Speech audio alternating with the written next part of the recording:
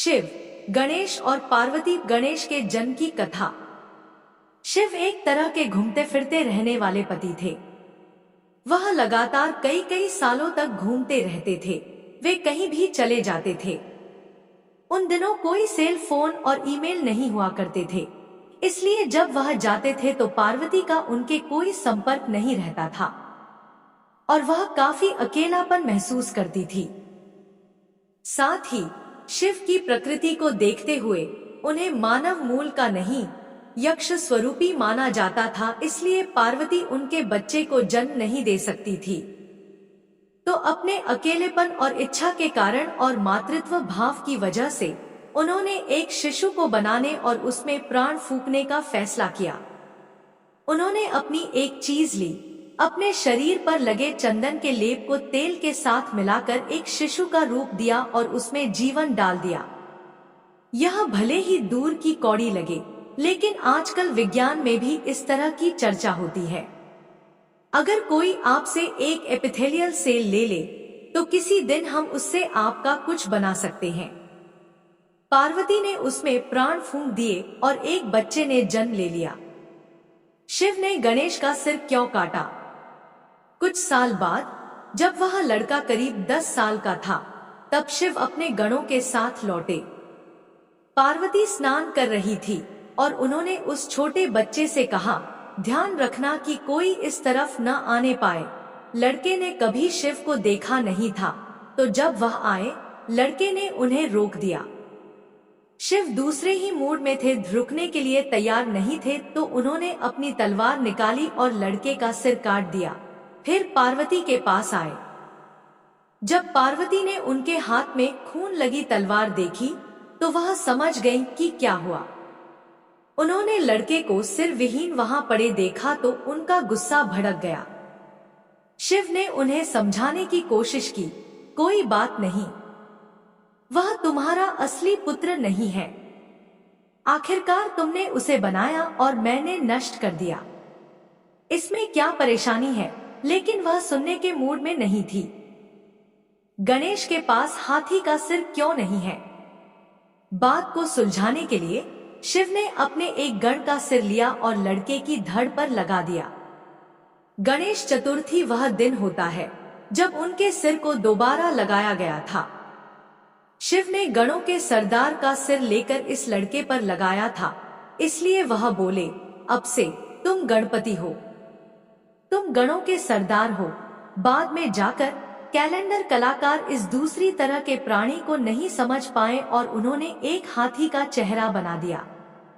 कथाओं में बताया जाता है कि कैसे गणों के अंगों में हड्डियां नहीं होती थी। इस संस्कृति में हड्डियों के बिना किसी अंग का अर्थ हाथी की सूंड से लगाया जाता है, इसलिए कलाकारों ने हाथी का सिर बना दिया। आपको मानसरोवर के किनारे कोई हाथी नहीं मिलेगा, क्योंकि वह इलाका उनके लिए सही नहीं है। वहां एक हाथी के लायक हरियाली नहीं है। शिव हाथियों को काटने नहीं गए होंगे, इसलिए गणेश के कई नाम हैं, गणेश, गणपति, विनायक, लेकिन उनका नाम गजपति नहीं है। गण शिव के साथी थे। हम नहीं जानते कि वे कहां से आए थे, लेकिन आमतौर पर कहानियों में उन्हें ऐसे प्राणियों के रूप में दिखाया जाता है जो इस लोक के नहीं थे। उस जीवन की बनावट इस जीवन से बहुत अलग है जिसे हम जानते हैं। आजकल आधुनिक बायोलॉजी साफ साफ कहती है कि एक कोशिका वाले जानवर से जीवन के सभी जटिल रूपों और मनुष्य की रचना हुई, लेकिन जीवन की मूलभूत प्रकृति वही है, उसमें बदलाव नहीं हुआ है।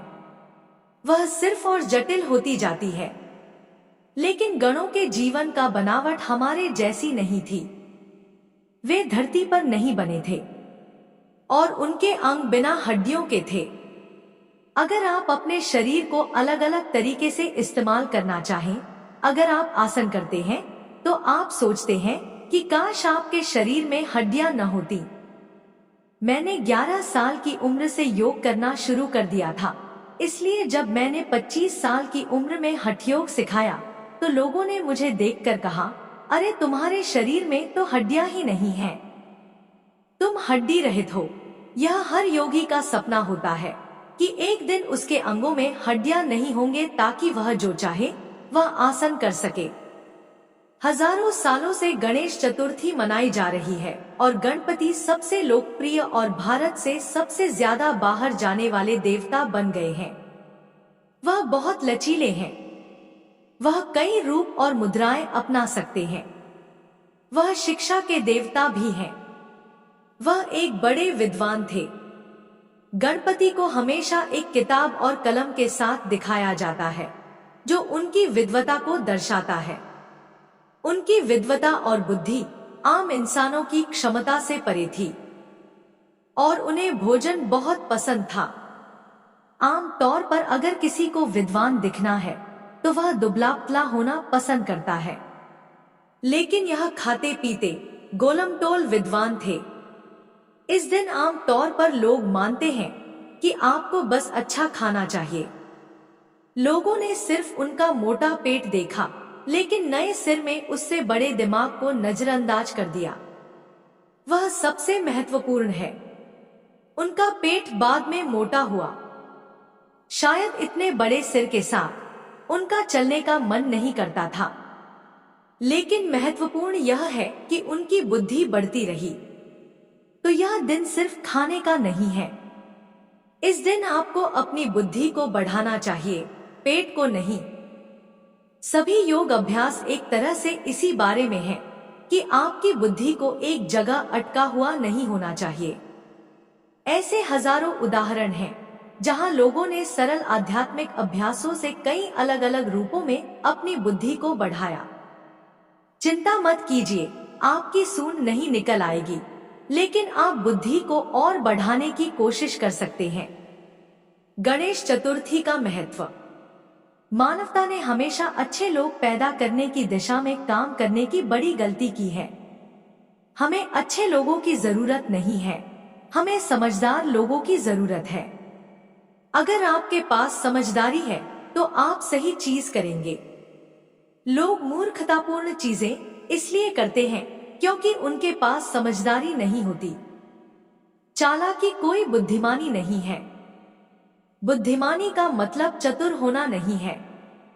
अगर आप वाकई बुद्धिमान हैं, तो आप 100% अस्तित्व के तालमेल में होंगे, क्योंकि बुद्धिमान होने का कोई दूसरा तरीका नहीं है। बुद्धिमानी का चिन्ह यह है कि आप अपने आसपास की हर चीज के साथ पूरी तरह तालमेल में हैं। आप अपने अंदर और बाहर कम से कम विचलन के साथ जीवन जी रहे हैं। गणेश चतुर्थी कम से कम अपनी बुद्धिमानी को बढ़ाने की कोशिश शुरू करने का दिन है। अगर आप सुबह में आसन करते हुए बिना हड्डियों के हाथ पैरों के लिए मेहनत करें तो ऐसा हो सकता है।